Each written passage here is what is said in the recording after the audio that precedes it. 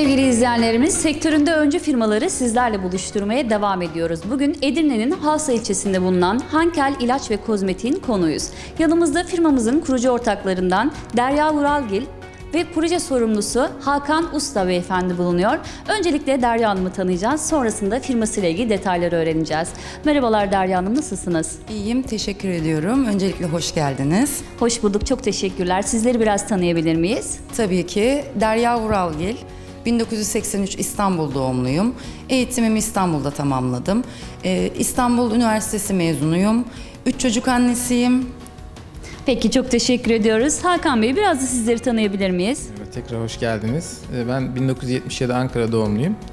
Gazi Üniversitesi Endüstri Mühendisliği mezunuyum. Aynı bölümde yüksek lisansımı da tamamladım. Ayrıca enerji ve farklı konularda da devam eden çalışmalarımız mevcut. Peki, Derya Hanım, firmanızın kuruluş ve gelişim sürecini sizlerden dinleyebilir miyiz? Hikayeniz tam olarak nerede başladı?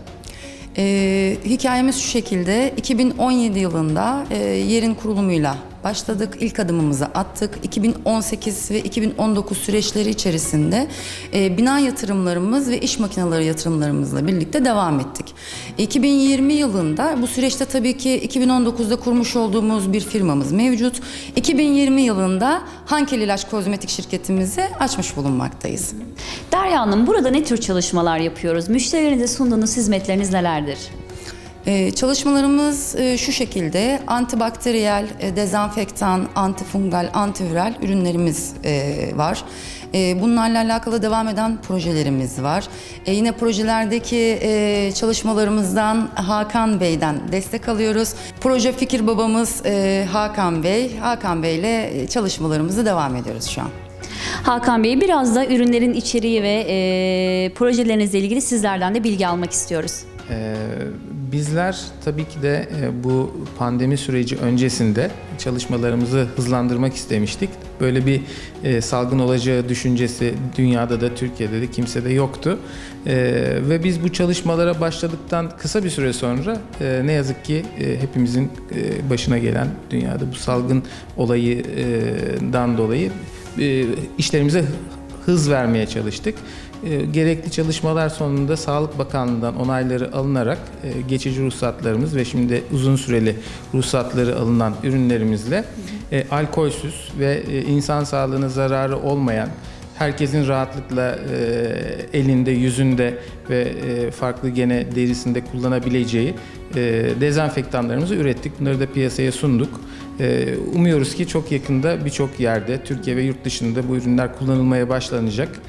Zaten bunun içeriğinde olan maddeler aslında tarihten bu yana gümüş bazlı ve sağlığa faydaları bilinen maddeler olmakla birlikte bunu biz dezenfektan olarak piyasaya sunmayı öncelikle uygun bulduk.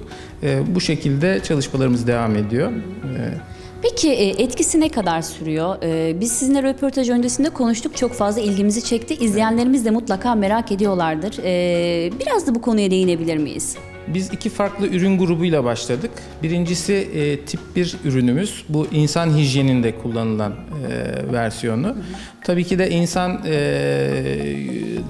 dezenfektan olarak elimizde, yüzümüzde rahatlıkla kullanabileceğimiz ürünümüzün belli bir dayanım süresi var ama özellikle diğer tip yüzeylerde kullanılan, yani ofisimizde, restoranlarda, açık ve açık yerlerde kullanılan versiyonunda eğer yüzeyde tutunabilme özelliğinden dolayı 6 aya kadar koruma sağladığını biz kanıtladık. Bununla ilgili çalışmalarımız var ve bu da çok iyi bir süreç.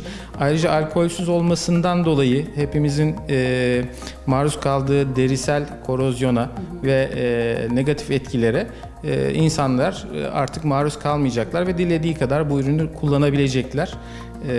O yüzden de çok uzun vadeli bir proje olmasını biz de bekliyoruz. Evet, hem virüslerle savaşabiliyoruz, önlem alabiliyoruz. Aynı zamanda cildimize herhangi bir zarar vermiyor. Bu en önemli özelliklerinizden biri olsa gerek. Evet. Peki sizi diğer firmalardan ayıran en önemli özelliğiniz nedir? Özellikle bu ürün grubu çok stratejik bir ürün. Çünkü umuyoruz ki tabii ki de bu pandemi çok uzun sürmesin. Ama artık bundan sonra insanlar bu konuda hepimizin canı yandı. Sosyal hayatımız eskisi gibi değil. Dolayısıyla bizim bu tür ürünlerle hayatımıza devam etme zorunluluğumuz olduğu görünüyor. Herkes çantasında işte maske, dezenfektanla dolaşıyor. Arabasında, evinde, her odada farklı ürün barındıran insanlarla karşılaşıyoruz. Onlardan biri de benim.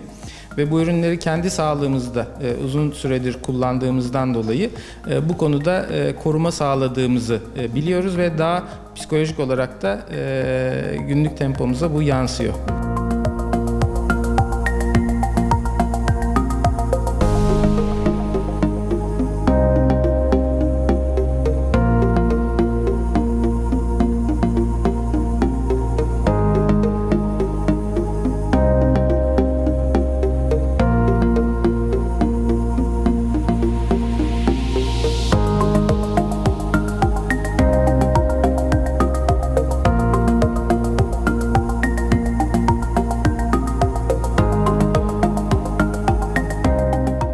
Evet Derya Hanım, biraz da misyonunuza ve değerlerinize değinecek olursak bizlere neler söylemek istersiniz?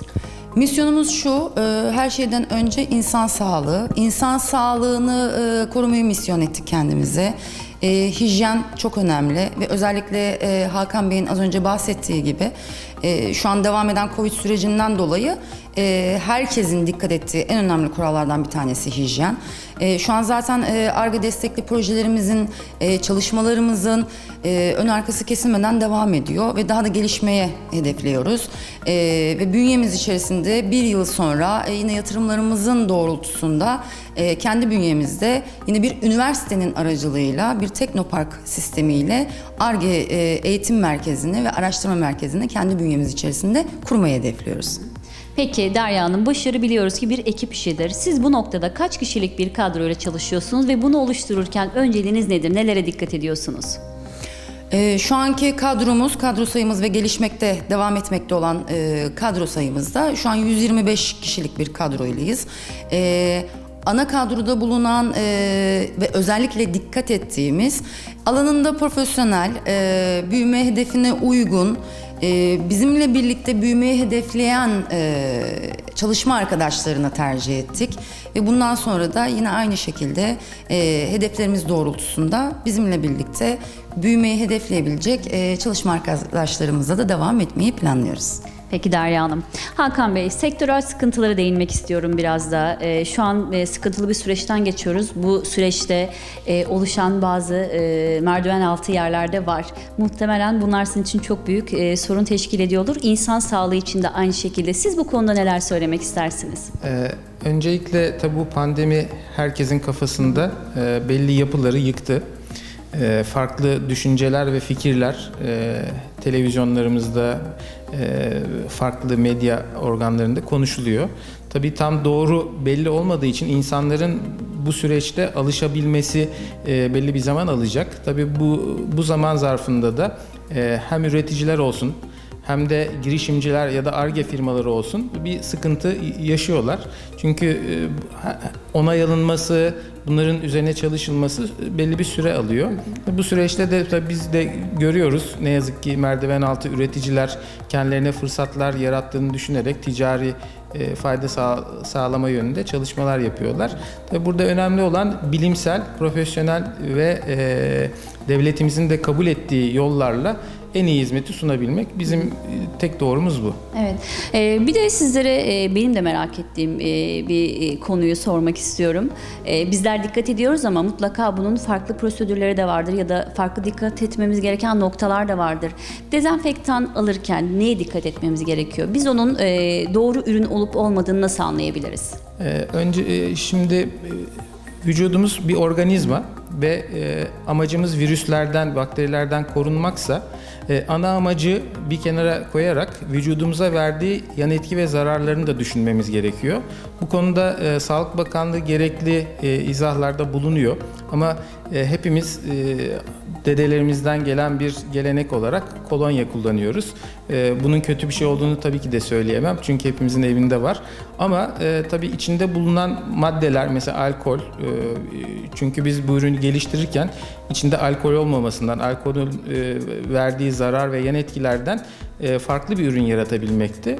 Biz bunu düşünerek yola çıktık. İnsanlardan da kullandıkları dezenfektanın yan etki ve zararlarını göz önüne bulundurmasını ben tavsiye ederim. Ayrıca alacakları ürünlerin arkasında mutlaka Sağlık Bakanlığımızın onaylarının ve ruhsat numaralarını görmelerini, bunda emin olmalarını öneririm.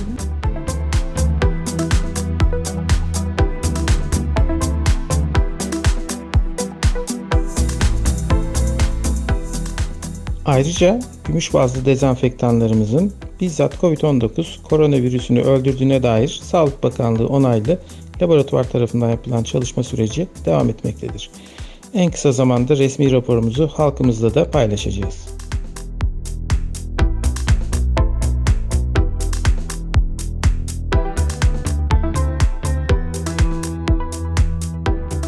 Peki Hankel olarak sizin sahip olduğunuz onaylar, sertifikalar nelerdir?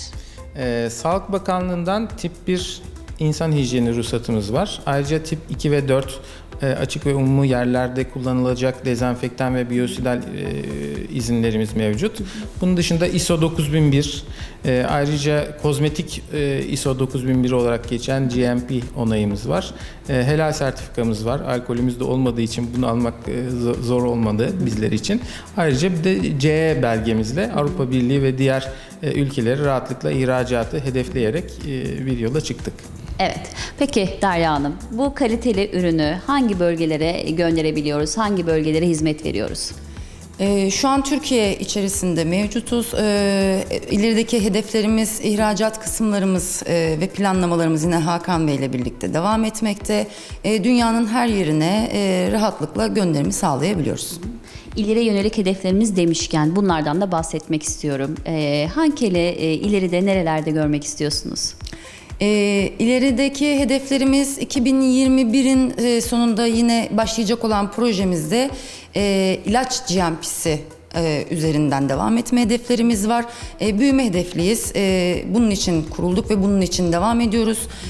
Dediğimiz gibi çalışma arkadaşlarımız, ekip arkadaşlarımız, ana kadrolarımız, laboratuvarımız bunlar için hazırlandı. 2021 sonunda ilaç kimya kısmında da sektörde var olacağız. Peki Derya Hanım, bizleri konuk ettiniz, ağırladınız. Sizlere çok teşekkür ediyorum. Son olarak izleyenlerimize, müşterilerinize neler söylemek istersiniz? Hakan Bey'in de az önce bahsettiği gibi ürün alırken lütfen dikkat etsinler. Merdiven altı ürün alıp sağlıklarıyla oynamasınlar. Hijyen üzerine alınan ürünlerde hijyenden ziyade sağlıkları sıkıntıya düşebilir. Bu yüzden dikkati öngörsünler lütfen.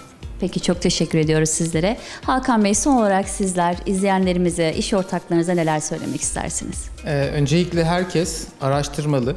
Bence sadece televizyonda gördüğümüz insanların ne dediğiyle yetinmeyip gerçekten doğruyu araştırarak bu yönde kendilerini geliştirmelerini ben öneriyorum. Çünkü tıp da şu anda yaşanılan duruma nihai bir katkı sağlayamıyor. Onun da zafiyet olduğu durumlarda insanların bu konuda kendi doğrularını çevreleriyle görüşerek bulmasını öneririm.